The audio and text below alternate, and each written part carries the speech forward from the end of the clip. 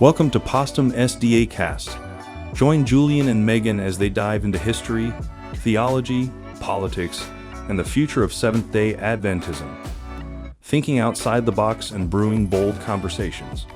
Let's sip, chat, and explore. Hey everyone, welcome back.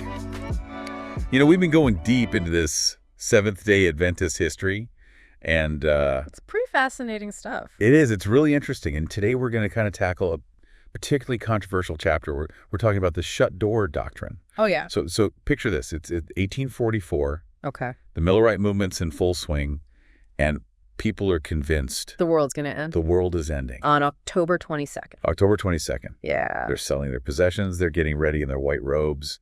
And then October 23rd rolls around and nothing. Anticlimactic. Major disappointment. And, from this disappointment came a need to kind of make sense of what happened. Right. They're trying to grasp, okay, that was a huge letdown. What does this mean? What happened? What does this mean? And this is where the Shut Door Doctrine comes in. So how did this idea that probation closed in 1844 even come about? Well, it's really interesting because they started looking at the Bible. Yeah. Specifically the parable of the 10 virgins in Matthew. And they were interpreting it to mean that probation for sinners it ended in 1844, no more second chances. That's it. That's it, door shut. Door shut. And it wasn't just like a fringe idea. No. Even William Miller himself, the leader of the movement, leader of the whole movement, wrote in the Advent Herald, and this is just weeks after the great disappointment that their work was done, God had shut the door. Wow.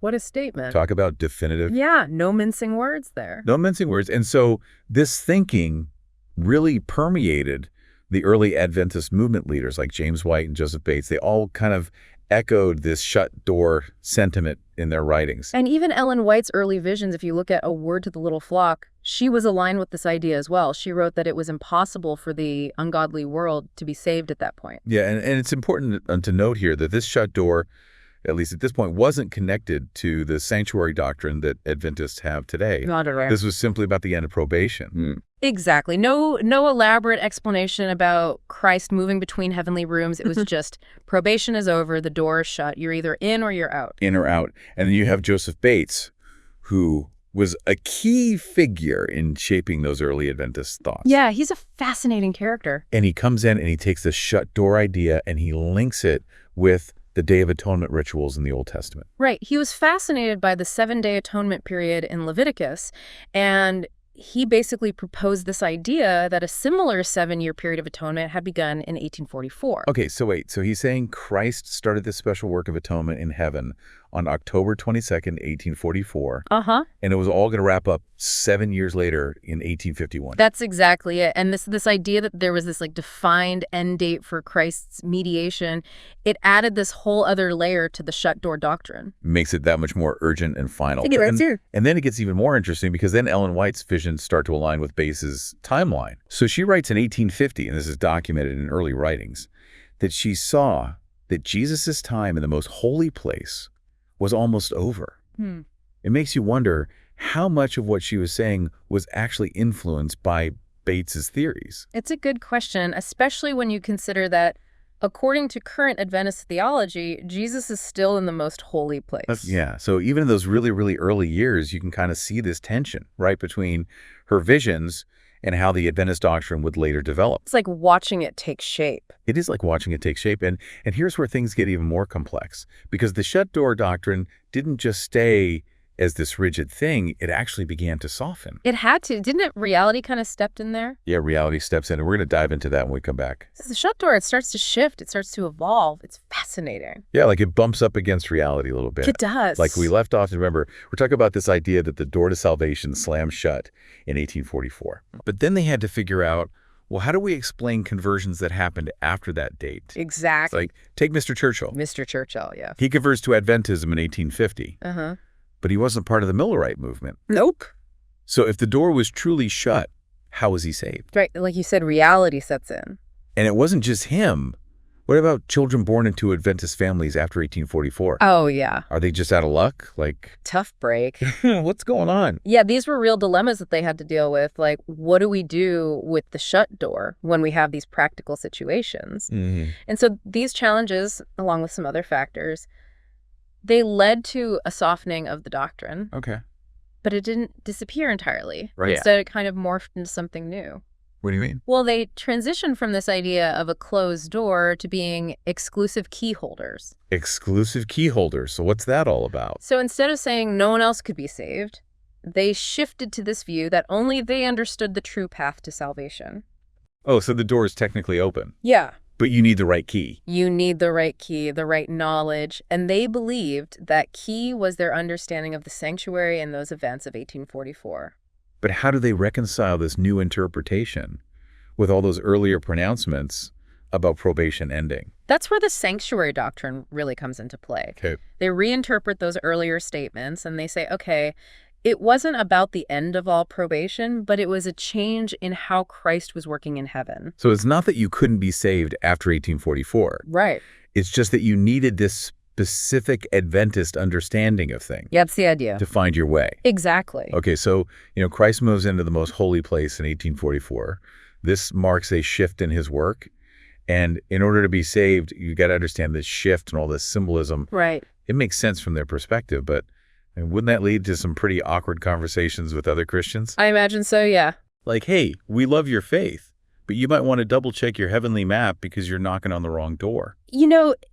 It created this sense of separation, this idea that they had this special knowledge that other people didn't. And remember, this is a time when other Christian denominations are having revivals and growth. Right. So how do you reconcile this exclusive key holders stance with God clearly working outside of you? That's like saying, we see God moving in all these amazing ways, but he's really only working through us. Yeah, you can see how that could lead to a sense of spiritual elitism. For sure. Right, and this tension between claiming this unique insight and then acknowledging God's work in other denominations. Right. That's something that we're going to see continue within Adventism. Okay, so even though they softened the shut door doctrine, they still hold on to this idea of having the key to salvation.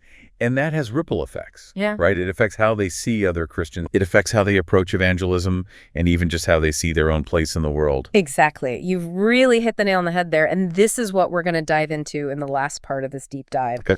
We're going to explore these lasting implications of the shut door and what they mean for Adventists today. So stay with us. Okay, so we've gone through this whole journey of the shut door doctrine, right, from its kind of dramatic beginning to, eventually softening. Yeah. But does it even matter today? I mean, it really does. I think so. Even though the Seventh-day Adventist Church, officially abandoned the shut door a long time ago, its legacy continues to shape their beliefs and their practices in a lot of subtle ways. It's like a ghost that's still kind of hanging around in the halls. I like that, a ghost in the halls. That's a good analogy. Yeah. And, it still sparks debate within Adventism, even today. Like, really? Yeah, you have people who see the shut door as this big mistake, like this black mark on their history. Yeah. And they worry about, its effects still being felt. Yeah. And maybe even holding them back. And then you have others who say, oh, it was a product of its time. Yeah. It was a necessary step in their development, and they'd rather focus on Adventism's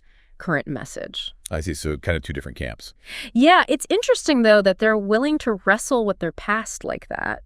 It's true. Acknowledging those missteps, it shows a commitment to truth-seeking, don't you think? I think so. I think that's very true. But let's kind of zoom out a bit and think about the impact of this shut door legacy on Adventists today. Like, how does it affect their identity? Well, it really reinforces this idea of being a peculiar people. Yeah. Set apart, holding unique truths about prophecy and the end times. We talked about that exclusive key holders thing. That's got to have a big impact on how they see themselves and their role in the world, right? Oh, yeah, for sure. It can create, a really strong sense of community and purpose. Right. But, as we've discussed, it can also lead to some isolation from other Christians. Yeah, it's like walking a tightrope. You've got this deep sense of having special knowledge and this mission to share it. But it also risks putting up walls between them and other believers. Exactly. And this leads us to another important aspect of the shut door legacy. Okay. How does it affect Adventist evangelism? That's a good question.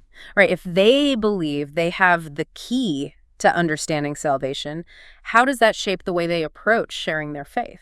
Yeah, I can see how it would be tempting to really focus on convincing people about the specifics of Adventist doctrines like the Sanctuary 1844, as essential for salvation. Right. And that can become a stumbling block for some people, Right. It can make Adventism feel like more of a system of beliefs that you have to subscribe to rather than our relationship with Christ.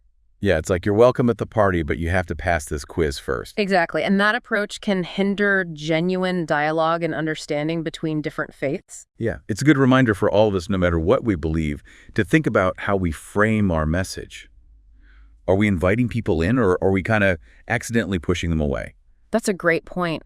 I think the Shut Door legacy offers a valuable lesson for Adventists today. What do you mean? By recognizing the potential pitfalls of, exclusivity and doctrinal rigidity, they can cultivate a more open and welcoming way of sharing their faith. So focusing more on like that core message of the gospel, the love of Christ. Exactly. Rather than getting bogged down in those, finer points of doctrine. Right. Emphasizing that shared ground with other Christians, that common belief in Jesus as Savior. And by doing that, they can build bridges of understanding and cooperation. It's finding that sweet spot between holding on to their unique identity. Yes. And working towards Christian unity. That's a great way to put it. That's the challenge, isn't it? It is. It's fascinating. It is. And this deep dive has shown us how a doctrine, even after it's abandoned, can have this lasting impact. The Shut Door, it was born out of disappointment and the need to make sense of prophecy. Wow. But it continues to shape Adventist identity and mission even today. Yeah, it's a good reminder that religious groups, just like people, they're always evolving. They're learning. They're trying to figure out their place in the world. Exactly. And by, exploring their history, their beliefs, their experiences, we gain a deeper appreciation for the richness and the complexity of the Christian faith. In all its different forms. Yeah, in all its forms. Well, there you have it. We've explored the Shut Door, this intriguing and sometimes controversial chapter in Seventh-day Adventist history. We've seen how it took shape, how it evolved, and how it continues to resonate even today. Hopefully this deep dive has given you some new insights and maybe sparked some questions of your own. Thanks for joining us. We'll be back soon with another deep dive into a fascinating corner of history and belief. Until then, keep exploring, keep questioning, and keep seeking understanding. You've been listening to Postum SDA Cast. We hope you enjoyed the conversation. Don't forget to check out our other episodes, and we'll see you next time for more bold takes and fresh perspectives.